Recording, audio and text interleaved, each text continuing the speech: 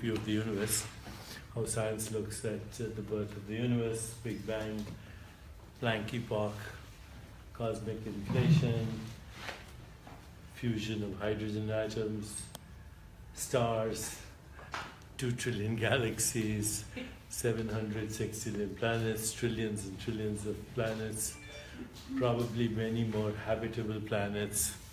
So this is how human beings have created a very successful model, taking in all the theories from cosmology to quantum physics to special relativity to general relativity, and on Saturday or whenever we have 2 hours, we go over all these theories in a way that ordinary, regular people can understand them without knowing the math. But now what we want to do is talk about how do we know what we know. Okay, and so how do we know what we know is through a quality of experience that now the term is becoming popular in consciousness literature. It's called Qualia, Qualia.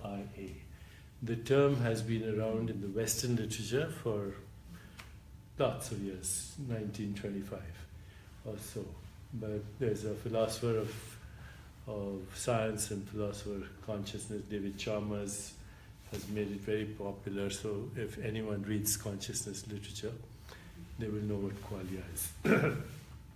A quantum is the unit of measurement. So when you talk about quantum, it's the smallest indivisible unit of energy in which waves are emitted or absorbed. So quantum of light is a photon, quantum of electricity, electron, quantum of gravity, so-called graviton. Although no one has seen them recently, they identified what they thought were gravity waves when 2 black holes collided 200 million years ago. So quanta are unit of measurement. But qualia are qualities of consciousness. Very basic qualia. So I'll take you through now what experience of qualia is. You can close your eyes and on the screen of your consciousness, here, I shouldn't even say screen of your consciousness, although I can say in consciousness, hear the sound of a church bell as it tolls in the evening.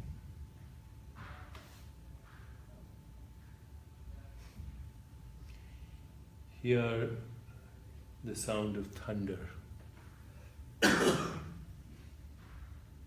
Hear the sound of a cough. Hear the sound of a baby crying.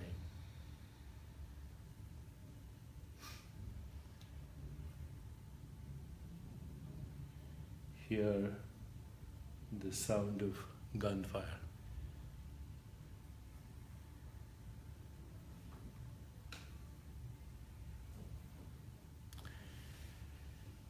Okay, so now let's move to another qualia experience. Keep your eyes closed. Feel the rough bark of a tree.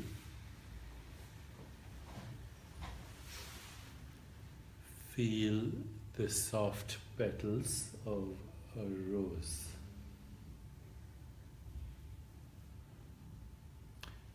Feel the skin of a newborn baby. Feel sand as you walk on the beach with bare feet.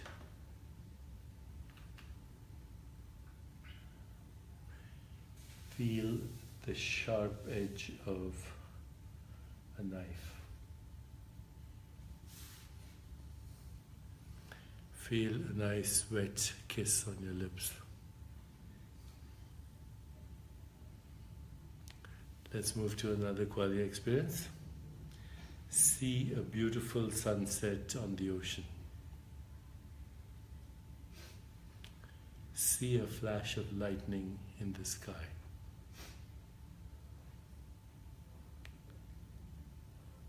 See a beautiful red rose.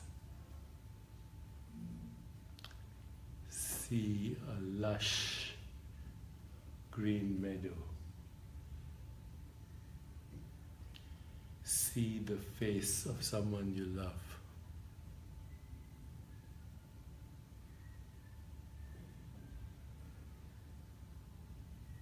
See a waterfall.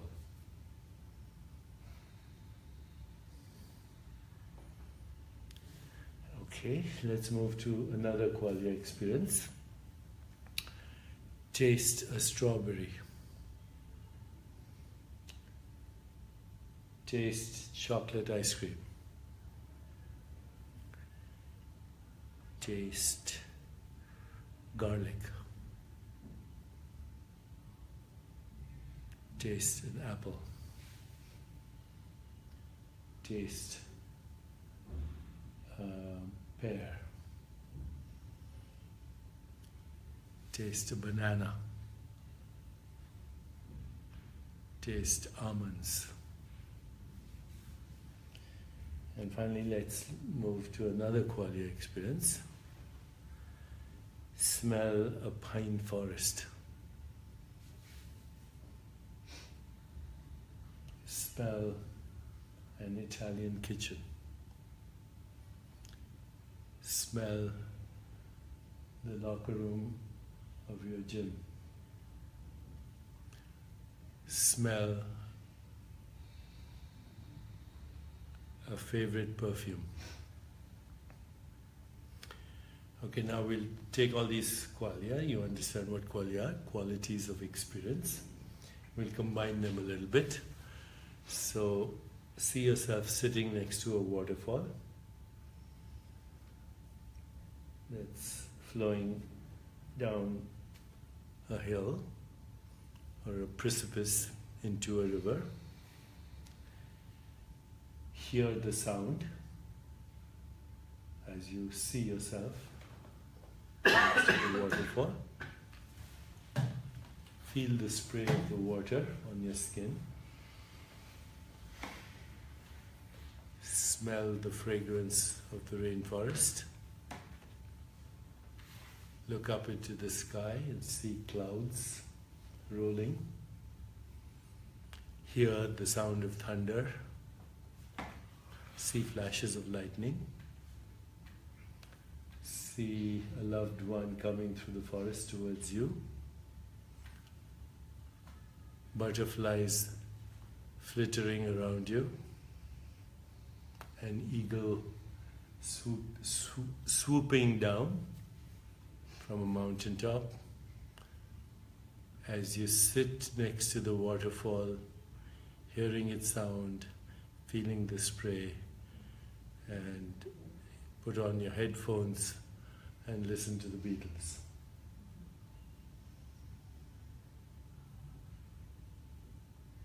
And now just play with the scene, do anything you want with it.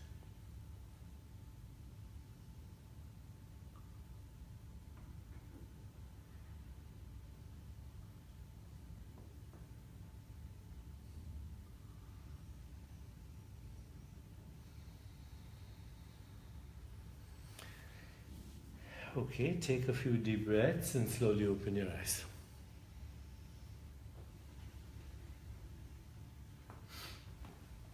So first of all, let's examine this process. What we experience right now are what are referred to as qualia, qualities of experience. But the experience is occurring where? In consciousness, in awareness. And what is the experience? It is a modification of consciousness itself, right? Where was the sunset before you had the thought? Nowhere. It was in consciousness, and as soon as you had the thought, then consciousness modified itself, showed up as the sunset.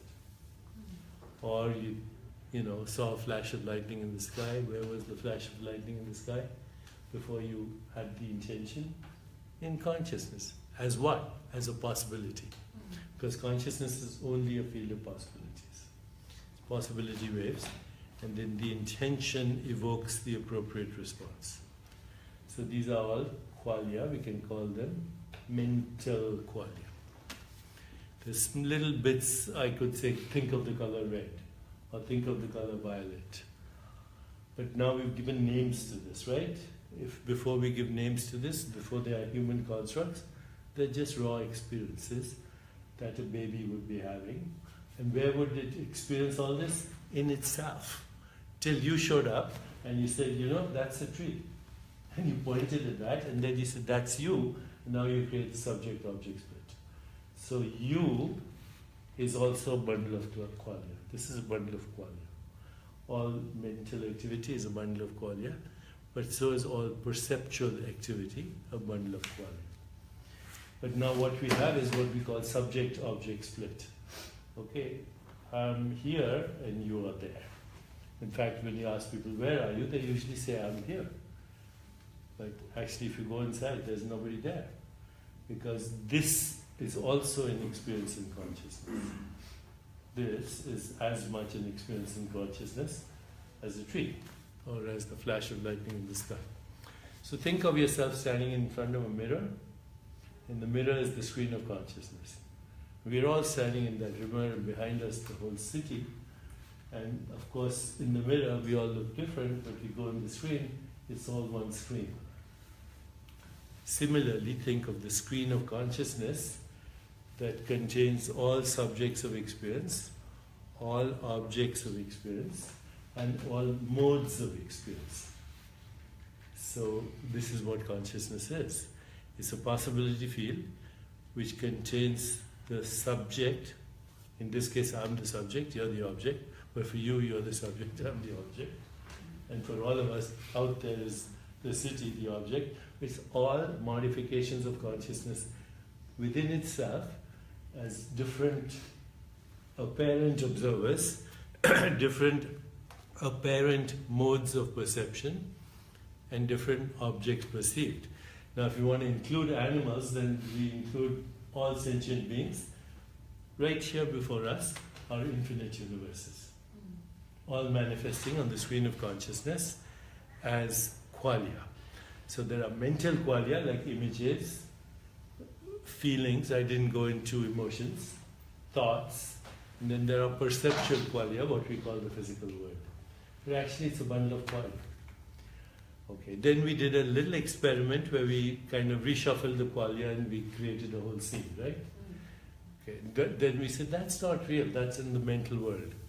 This is real, this is in the physical world, but actually it's just a denser form of qualia. Okay? So when you see a sunset, all you see is qualia within your own self, but memory says that's a sunset. So every perception is, of course, we've given labels to roses and sunshine and sun and moon and stars, all happening within our own self. So what's the practical value of this? If you understand that there are subtle qualia and there are gross qualia. Subtle qualia meaning a high frequency of consciousness, and gross qualia means a denser frequency of consciousness. Who's in charge? Consciousness.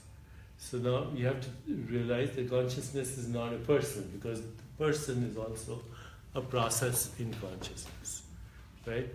Because the person was a baby, a child, a teenager, an adult, a process of qualia in consciousness.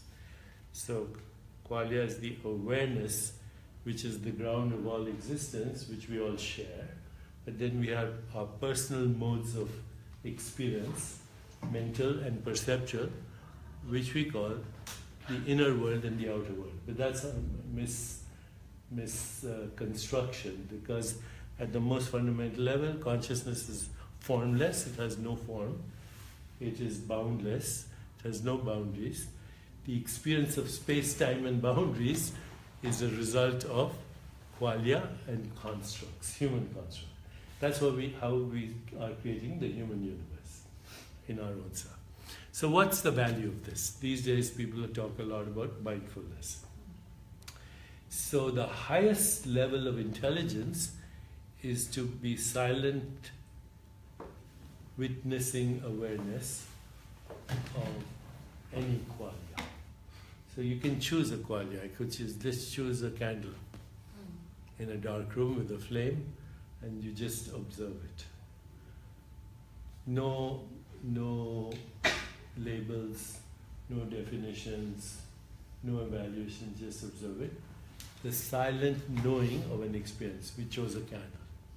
And if you do that for a while, you'll see, first of all, you can't hold on to it. Like you can't hold on to a thought. It comes out, it comes in, but soon you will transcend just by observing that particular qualia. Or you could observe a red dot, or you could listen to the first line of Imagine, John Lennon. Anything, any experience, sound, touch, sight, taste and smell, if you observe it, silently witnessing it, that's the highest intelligence. And that is, the ultimate of that is called metacognition, where you observe yourself making a choice or having a sensory experience. Highest intelligence. No need to do anything more. So it's called mindfulness, but it's a misnomer because, the awareness of the mind is not the mind. It's awareness. But, awarefulness is too clumsy a word, so we'll accept mindfulness. But this is what they mean by mindfulness. Awareness without judgment of any experience, whether it's a sensory experience or a motor experience or experiencing yourself making a choice or having an experience. If you stay with that highest level, intuitive knowledge of everything. So that's what they say in the Vedanta, know that one thing by knowing which everything else is known. The highest intelligence. The second level is what we call feeling. Okay, so again, feeling, if you feel love, if you feel compassion, if you feel joy, if you feel equanimity, peace, then that also connects you to all that is. Okay, so that's the second level of intelligence. The third level of intelligence is silent reflection. Who am I? What do I want? What's my purpose? Etc. The fourth level is speech. Okay, now speech, there are very strong guidelines. Speak only if it's necessary. Before you speak, ask yourself, is it necessary? Second, ask yourself, is it useful? Third, will it make a difference? Is it healing? If you can say yes to all these, then speak, otherwise don't speak. Because, as we said, God's language is silence. Everything else is poor translation. So the highest level of speech and thought is reflective thought. And they say that if you live the questions, then life moves you into the answers through synchronicity, because consciousness is not only a field of all possibilities, it's a field of correlation. It connects everything to everything else. It's a field of creativity. It's also a field of unpredictability. It's a field of intentionality. So when intention comes, like when I asked you to think of a flash of lightning in the sky, there was no effort, right? You just plucked it out of that field of possibilities. So too in perceptual experience, choose what to put your attention on. So too in sensory experience, choose what to put your attention on. You go out and you hear the helicopter noise, you hear a voice, you hear the sound of a waterfall, or the river, or the bird. Choose one. You'll start to actually have a higher, it's called higher order knowing, which in its ultimate experience is intuition. So how do they define intuition? A form of intelligence that is contextual, relational, holistic, doesn't have a win-lose orientation, goes beyond cause-effect, taps into cosmic consciousness. And the last thing is what we call, so these are called yogas. So Raj Yoga is the first yoga, which is silent witnessing. Then Bhakti Yoga is the yoga of love, compassion, and speech also, the way we use. And then there's Jnana Yoga, reflection, and then there's finally Karma Yoga.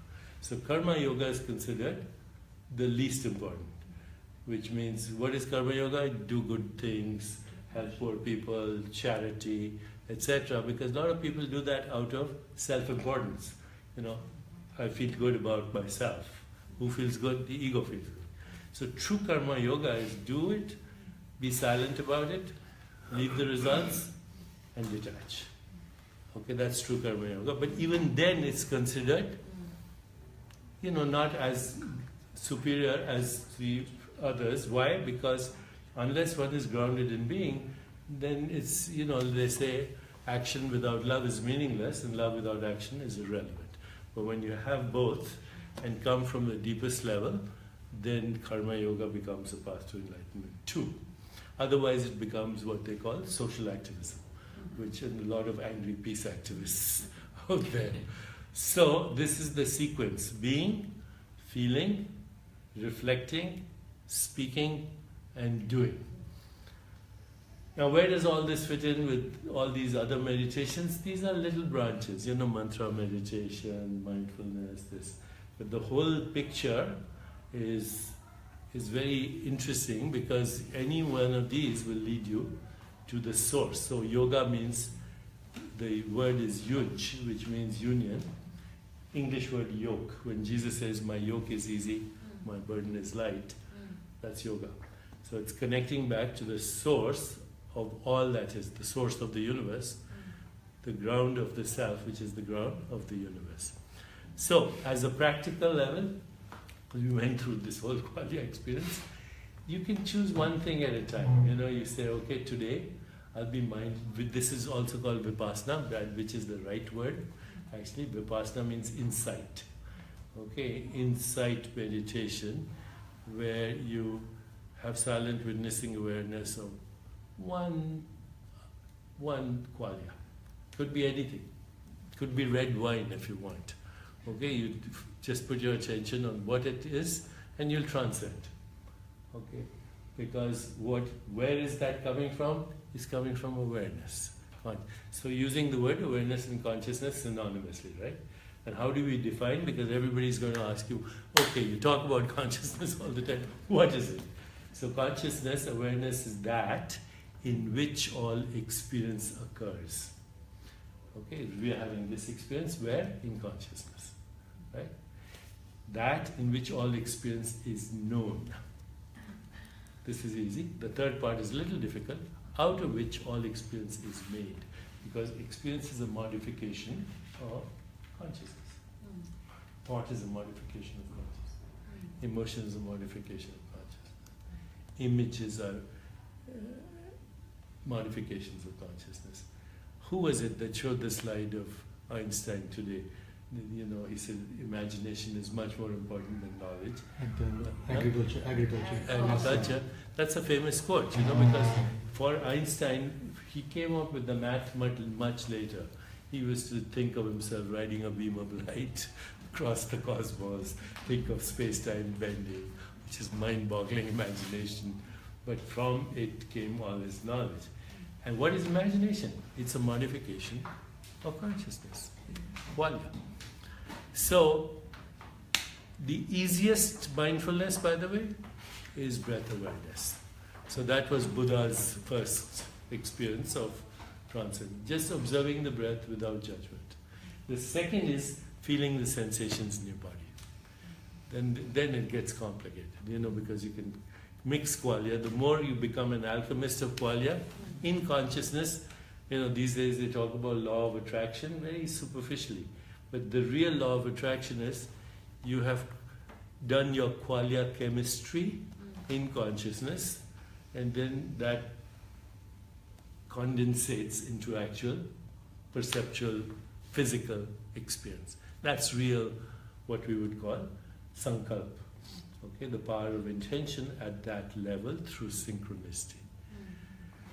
So we can talk more about this, but one doesn't have to sit down for 20 minutes to transcend. If you get into the habit of being mindfully aware, even once in a while. Now we have all these apps, by the way. Even Apple has created an app which they asked me to endorse, which reminds you every once in a while to sit for half a minute or a minute or 2 minutes and quietly observe the breath. That says that this is getting mainstream, okay? because observing the breath is the first qualia experience of the Buddha. And then observing silent, witnessing awareness in the moment, because all experience happens in the moment. So when we track the history of the universe, 13.7 billion years, we did it in the moment. We tracked it through constructs which we created in the moment. Actually, if we go deep into quantum mechanics, you'll learn there's no history. There are multiple histories. All is happening right now. Okay, so let's make a, we can decide for tomorrow, plus each of us, if you want to, that we can stop every few minutes, ask ourselves, am I aware? And then watch the breath for a minute. Slowly what will happen is that any time you're even slightly overshadowed by stress, or what people call stress, you'll stop and observe the breath, and that'll override. So stress is the scenery overshadowing the seer. Okay, so you just detach from the scenery, get in touch with the seer through either breath or through sensation or through any qualia experience. That's it. Very good. Short course. Oh, by the way, in You Are the Universe, there's a whole section in the appendix on qualia mechanics, okay, which is the first time, I was in a silent retreat for a month, and I had the whole idea that we should replace quantum mechanics with qualia mechanics. So I called Menas, the physicist, who wrote the book. I said, quantum mechanics is obsolete, let's start with qualia mechanics. He said, no, nobody's talked about this. I said, okay, I'll do it myself, and do what you want. And then he went to Shivananda Ashram, and they were talking about how, not in these terms, but in Sanskrit terms, how qualia are the mechanics of manifestation. So there's a whole section there. It's very abstract, arcane, because birth and death are qualia programs. So when you watch a program on television, there's a beginning, there's an ending, and there's all the stuff in between. So particular lifetime is a qualia program. And when it's over, the screen of consciousness is still there, right? And the screen of consciousness holds the qualia in its memory as possibilities. That's what's called karma. And that's what vasanas are and sanskaras are. They are qualia programs on the screen of consciousness, which is now at death. It's silent and incubating till it decides to recycle as another qualia program. So birth and death are also constructs. In the deeper reality, there's no such thing, because there's no body, there's no mind. There's just bubbling qualia from formless consciousness. And we do sadhana to erase the vasana. Say that again? We do sadhana, meditation, to erase yoga, them if you want to. erase But them. some